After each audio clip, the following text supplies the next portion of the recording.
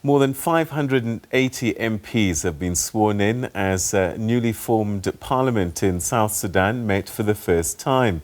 The assembly has been convened nearly a year later than planned and remains incomplete. The creation of a legislature made up of delegates from the governing party and former rebel groups was a key condition of a ceasefire agreed in 2018. Addressing the new parliament, the Speaker, Gemma Nunu Kumba, said that the new lawmakers must lead by example and reminded them of the enormous challenges that lie ahead. Dozens of lawmakers did not attend the ceremony due to political squabbles. South Sudan has struggled with war, famine and chronic political and economic crises since celebrating its hard-fought independence from Sudan a decade ago. For more on this development in South Sudan and swearing in of these new parliamentarians, we're now joined via Zoom by Jok Madut Jok, who's a professor of citizenship and public affairs at Syracuse University in New York State in America. Thank you very much indeed for joining us and welcome to the program. Thank you very much, sir. It's good to be here. How significant is this parliament sitting and having MPs sworn in? Well, if you are looking at it from the angle of the country having been run for several years now without a legislature, then you would say this is extremely significant in the sense that now going forward, the country will have people who make laws, people who debate policy, people who oversee the executive and the judiciary. But if you come in from the angle of ordinary citizen who wants a country that is run on the basis of its own laws and constitution, you will be surprised that so many people, you won't be surprised that so many people don't think much about what has just taken place, not the least on the basis that these parliamentarians who were sworn in were handpicked by the president and by some of his allies in the coalition government from the opposition. They were handpicked and they were not selected by the people of South Sudan. So no clarity exactly which constituencies they represent, since the ordinary people of South Sudan did not choose them. And therefore, looking forward, there is no holding one's breath when it comes to this parliament being able to oversee the executive and be the highest authority in the land. There is nothing that will make them stop the executive from any dealings, since their jobs as parliamentarians is linked specifically to the happiness of the head of the state with them.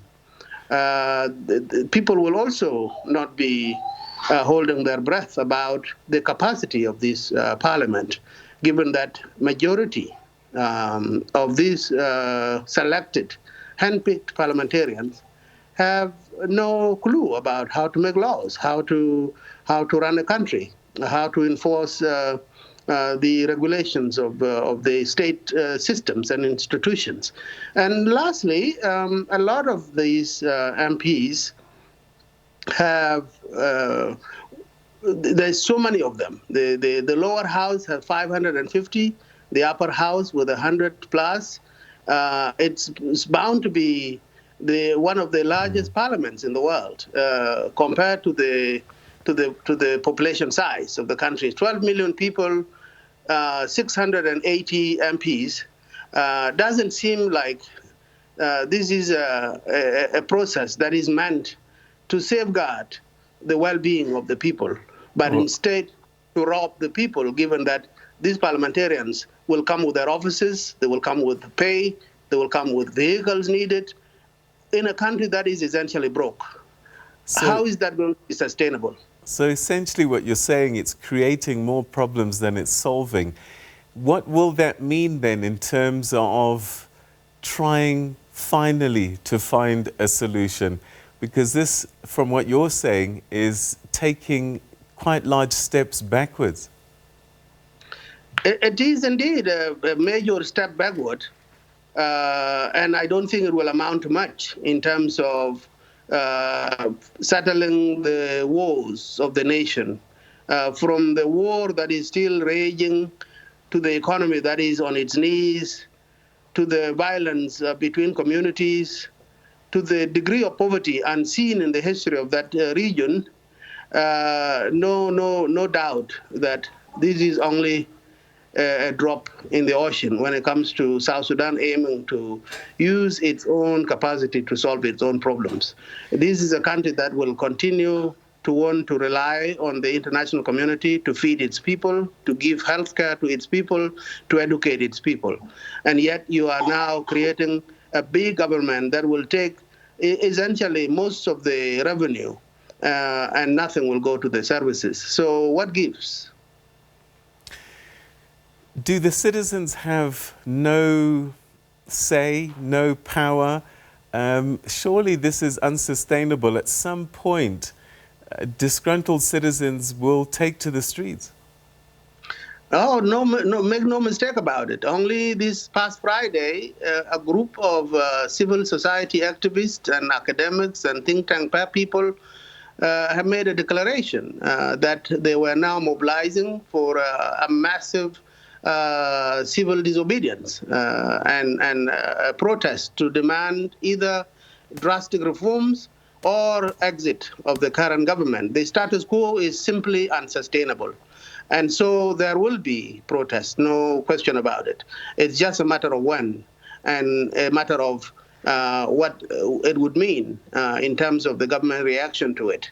There is likelihood that based on the declaration that was made and the actions of the government so far, there is likely going to be a violent response, a violent reaction from the government. But I think people are determined that a violent reaction will simply make things worse, because how many people is the government willing to kill?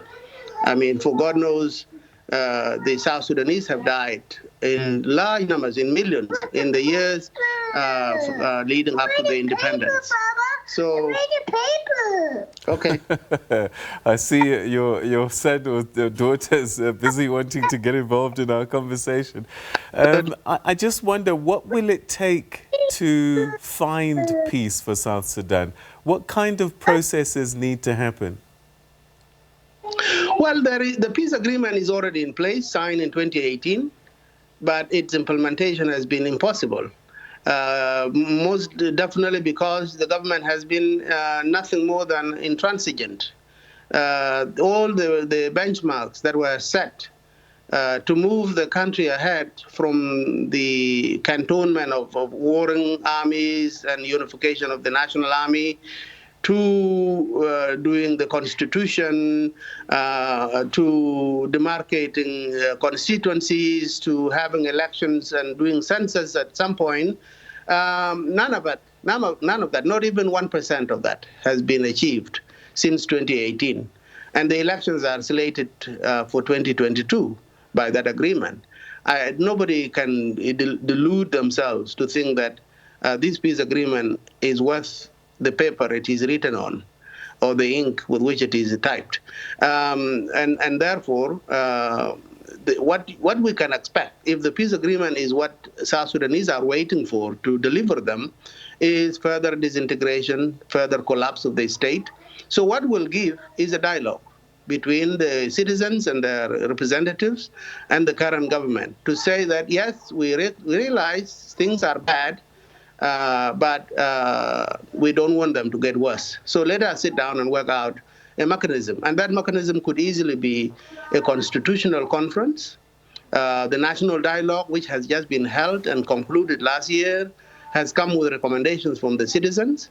So citizens have spoken about what it takes to move this country away from the morass that it has been in for the last 16 years to a place where everybody, every citizen has hope that they are worth something and that they will be accorded their rights and given the services they deserve on the basis of their citizenship and nothing else. But until we sit down and look back on the history of the war and competition that has ensued as a result, and be honest about what has transpired over this past period, the future can continue to be extremely bleak.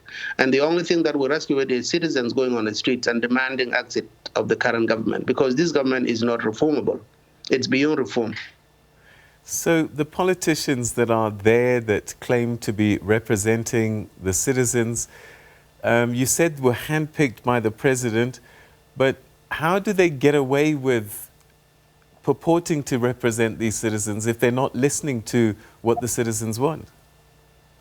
That's exactly it. If people are not elected and they don't have to go to the citizens for their votes, there is no way they can be accountable to the people who they purport to represent.